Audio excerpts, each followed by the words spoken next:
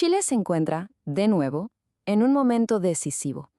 La elección presidencial de 2025 va a marcar, sin duda, el rumbo de la próxima década. Pero esto va mucho más allá de elegir a una persona. Se trata de escoger entre dos proyectos de país que, la verdad, no podrían ser más distintos. Por un lado, está la idea de continuar y profundizar las reformas sociales que se vienen impulsando. Y por el otro, un discurso muy fuerte que llama al orden, a la seguridad y a un ajuste económico bastante drástico. El dilema que se presenta es fundamental. Para entender bien qué está en juego, vamos a desglosarlo en 5 puntos. Primero, el contexto electoral. Luego analizaremos la propuesta progresista y después la de la derecha. Un punto clave será ver cómo las sombras del pasado siguen influyendo hoy. Y cerraremos con el voto decisivo, las claves de la elección. Muy bien, pues empecemos por lo básico. ¿Qué se vota? ¿Cuándo se vota? Y sobre todo, ¿cómo funciona el sistema para definir quién llega a la moneda? La fecha clave, para empezar, es el 16 de noviembre. Ese día se elige presidente, sí, pero también se renueva toda la Cámara de Diputados y una parte muy importante del Senado. O sea, se mueve todo el tablero político. Y algo es casi seguro, todo se definirá en una segunda vuelta, el llamado balotaje, el 14 de diciembre. Y esta es la regla de oro del sistema chileno. Para ganar a la primera, se necesita más de la mitad de los votos. Con el panorama actual, eso es casi una utopía. Por eso, la verdadera pelea el 16 de noviembre no es por ganar la presidencia, sino por asegurar uno de los dos pases a la gran final de diciembre. Ahora sí, entremos a ver a los protagonistas. Empecemos por la opción que busca darle continuidad y profundidad al gobierno actual. Aquí, el oficialismo se ha unificado detrás de una sola candidata. Hablamos de Janeth Jara, figura del Partido Comunista y candidata de la coalición de gobierno. Su biografía es parte central de su mensaje. Viene de Conchalí, una comuna popular de Santiago, y llegó a ser ministra del Trabajo. Si bien las encuestas hoy la ponen a la cabeza, su verdadero reto será otro: consolidar el apoyo para enfrentar a un bloque de derecha que, en segunda vuelta, actuará unido. Su principal carta de presentación es probablemente esta: la ley de las 40 horas. Y ojo, no es solo una cifra, es un cambio real y tangible en la vida de miles de personas. Simboliza su proyecto: usar al Estado para impulsar avances sociales concretos, algo que también se vio en su empuje a la reforma de pensiones y el alza del salario mínimo. Jara es, por supuesto, heredera del legado de Gabriel Boric. Y hay que decirlo, fue una administración que tuvo que navegar en aguas muy complejas. Gobernó con el menor apoyo en el Congreso desde la vuelta a la democracia y con una oposición de derecha durísima. Aún así, consiguió avances sociales importantes y dejó una marca imborrable en derechos humanos. Ese pragmatismo, forjado a la fuerza, es el punto de partida de la campaña de Jara. Bien, ahora crucemos a la vereda de enfrente. En la oposición, el panorama es distinto. Van divididos a la primera vuelta, con 3 candidaturas principales, pero no nos engañemos. En el fondo, comparten un diagnóstico y un objetivo muy claro: dar un giro de 180 grados al país. Aquí vemos el abanico completo. Por un lado, Evelyn Matei, que representa la derecha más tradicional, con un discurso de gobernabilidad. Luego está José Antonio Kast, la cara visible de la extrema derecha, con un discurso centrado casi obsesivamente en el orden y la seguridad.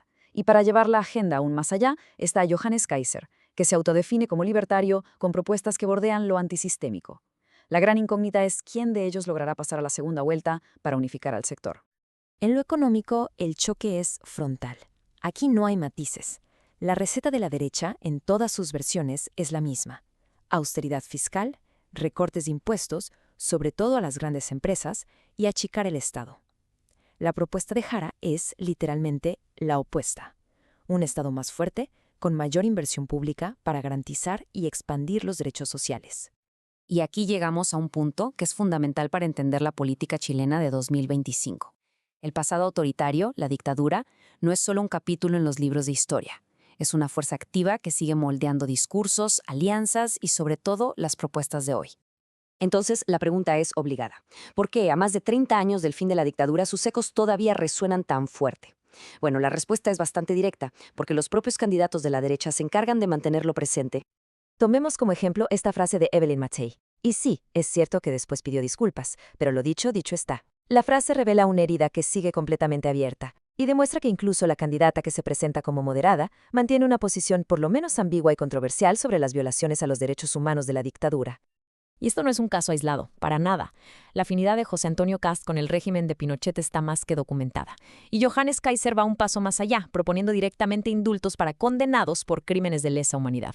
Es este hilo conductor, esta afinidad más o menos explícita con el pasado autoritario lo que conecta las tres derechas y es uno de los puntos más críticos de esta elección. Y toda esta herencia tiene un pilar ideológico que sigue vigente hoy, el concepto de Estado subsidiario, que está consagrado en la Constitución de 1980.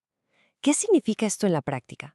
Que el Estado se retira y deja servicios básicos como la salud, la educación o las pensiones en manos del mercado.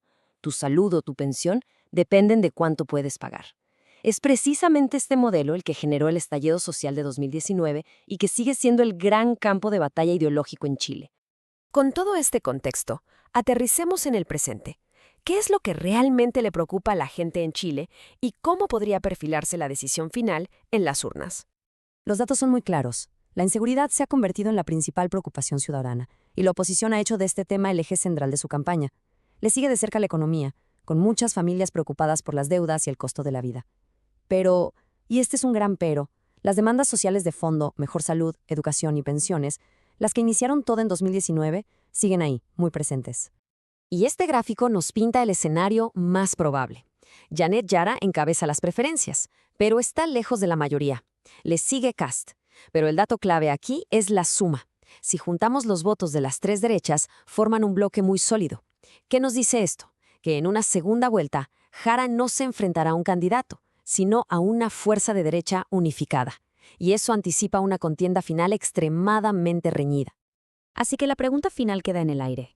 Después de un estallido social, 2 procesos constitucionales fallidos y un gobierno que impulsó cambios con pragmatismo, ¿qué camino tomará Chile? La elección no es solo entre Jara, Kast o Mati.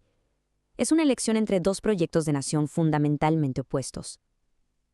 La respuesta la conoceremos el próximo 16 de noviembre.